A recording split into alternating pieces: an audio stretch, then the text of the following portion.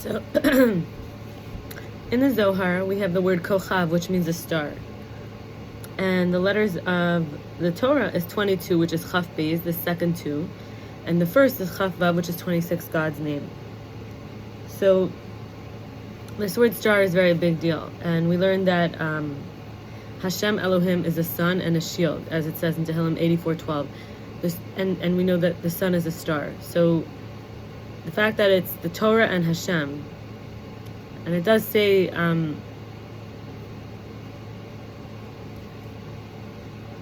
not in the Zohar, but we learned that Bilam prophesies that a great star that there's a star that will rise from the Jews. Okay, continuing from the Zohar, the star includes everything. The grade of the central pillar, the Shechina. The Shechina is the Malchut of holiness, and she is the secret of the 22 letters of the Torah. So now we see a deeper layer. 22 letters of the Torah is female. So we have Chaf, which is 20, and Vav, which is Kochav in Hebrew. So 26 is Hashem's name. And then the second half is the 22, which is now female. So it's male and female together. The Shechina on the side of Chesed is the moon, and on the side of Gevurah is the sun. However, we learn a waning moon is a dark moon. Her handmaid is Gehenna, which is hell, an evil sun. Her handmaid is Saturn, which is the eclipse of the luminaries and the desecration of Shabbos. And it's interesting, Saturn is called Shabtai in Hebrew. She is the handmaid that turns her back on her mistress every day because of the iniquities of her kids, Israel. The handmaid rules mainly the second day, which is Monday, which in which Gehenna was created, which we call Moon Day. Sunday is sun. And on the fourth day, where the luminaries became defective from them, she came to rule every day. The Shechina is Noga, which is Venus. Hence the synagogue which is also called Noga, which is a bright fire. The king's daughter is bound by ropes, in prison in her exile. She's a nest to Sami. It's spelled S-A-M-A-E-L. She's a nest to Sami among the stars. So here we have Kochav, a star, right? The king's daughter. The fire of Mars, Moadim is Mars, derives from redness, Adom, right? Which is in the word itself. And Venus is a white fire. So both are the face of the sun, the face of the moon.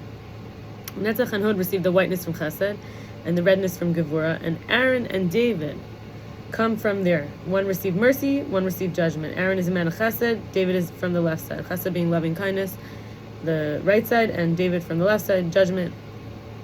And it says also the face of Moshe used to shine with prophecy from Bina, which is the supernal sun, whence his prophecy came. An evil handmaid is Burial, and it is her mistress. And in it, her mistress is imprisoned. Saturn, cold and dry, buried in dust, the death of poverty in the Torah. She's the grave of the poor man, who's covered within it with 7 kinds of stories. For she includes the 7 planets, like Queen Shabbos includes 7. Shabbos the 7th, right? So here we have Shabbos and Shabtai, 7th. And the 7 planets of the mistress's aspect are the 7 years of plenty. And these, because it's a reference to the 7 years of plenty, 7 years of famine. So, and his aspect are the 7 years of plenty. And these, of the handmaid's aspect, are the 7 years of famine. And Amos 8:11 said, it's not a famine for bread, nor thirst for water, but for hearing the words of Hashem. Can we relate, or what? Okay. The mistress is a garden, and the handmaid is filthy refuse from the aspect of the mixed multitude. The refuse is mixed with the garden in order to grow seeds of the aspect of the tree of knowledge of good and evil, from the aspect of idolatry. Read Saturn or filthy refuse as Lily, L-I-L-I-T-H. I say their names a little different, Sammy and Lily, because I don't want to say the full name, because we learned that it gives power, even though I don't want to say that they have power that's not from the one source. But just in this moment, we're learning. We're not really, interacting with them. So anyway, because she's excrement mixed with different types of filth and vermin into which dead dogs are thrown. She's a grave for idolatry, where the circumcised are buried, who are dead dogs. Where the uncircumcised are buried, who are dead dogs, vermin, a bad smell, and filthy, and who become foul through her, who is the adhesion attached to the mixed multitude that are attached to the bones and flesh, that are the children of Esav and Ishmael, who are a dead bone and unclean meat that is torn by beasts in the field, of which it says, you shall cast it to the dogs. In Shemos, Exodus 22:30. Just as there are 12 constellations from the good side, so there are 12 constellations from the evil side. Koheles 7:14, Ecclesiastes, it says, the Elohim has made the one as well as the others, and the wicked are the forefathers of impurity, being made impure by the dead and by vermin, who causes one to be unclean by their space, their inside, their back, and even the most innermost parts, by which the priest becomes unclean. The evil man is considered dead, and the holy luminary cannot defile himself for his father or his mother, considering that he's a priest. The priest cannot defile himself for his father and mother. Okay. Another place in the Zohar, it says there is something called 370 lights. Nihurin, Shin Ayin. The Shin is fire, the Ayin is insight or perception. It's about seeing, the eye. And Shin is like the flame. So this is drawing down revelation, abundance, pleasure. These radiate from the face of God, down, channeling into creation, energy, flames of the primeval divinity. And I thought it was interesting because my name is 371. And I very much relate to this idea. Anyway, so last but not least, we'll continue. Rabbi Nachman Fried at a woman's breslov class said, sometimes we have to live with a question. So a question I was thinking about was, does sadness have the power to infect us the way happiness can? Because it's either one or the other. The Alter Rebbe says you can have joy and grief on two sides of the heart, but happiness and sadness are a little different. So, so we have three. He says there's three types of happiness. We're learning from, at a woman's breslov event, so we're learning Rabbi Nachman, right? And so Rabbi Nachman and Rabbi Nachman Fried, whose name for him was teaching, there's three types of happiness. They're all internal, not external. The first is emotional, which is a feeling.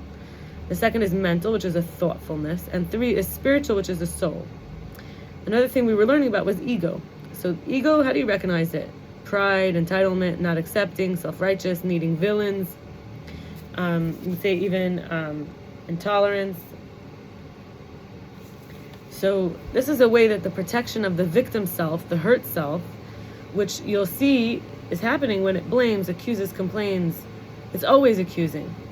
And blames the messenger rather than heal and grow. The messenger meaning somebody comes in, we feel pain, we feel out of control, and now we start to use them as, it's basically, we make a void over there of God. So there's a vacuum there, there's no God in it, because now we say this person is bad. And instead of accepting humiliation and humbling and being clear it's all from Hashem and growing, maybe we've been pruned, right? Instead, we blame that messenger, and it's really because of unprocessed trauma that causes that initial wound that we're trying to protect, and it impacted us. And that's what makes that vacuum, that void. And anytime something seems to get close,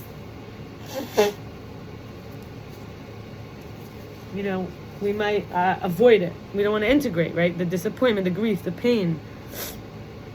And the way it protects itself is by, the way that it protects the wound or the traumatic self, the traumatized self, is by defending through taking strength from one place, which is like brought, from one place that's stronger. For example, through a powerful ability or a loud voice, and it's brought to protect the weakness in another place, rather than that weakness actually getting stronger. But then we act out whenever someone triggers that place, like we have this kill drive, like kill the threat, or a drive to disconnect, or a drive to delete or block, on the phone.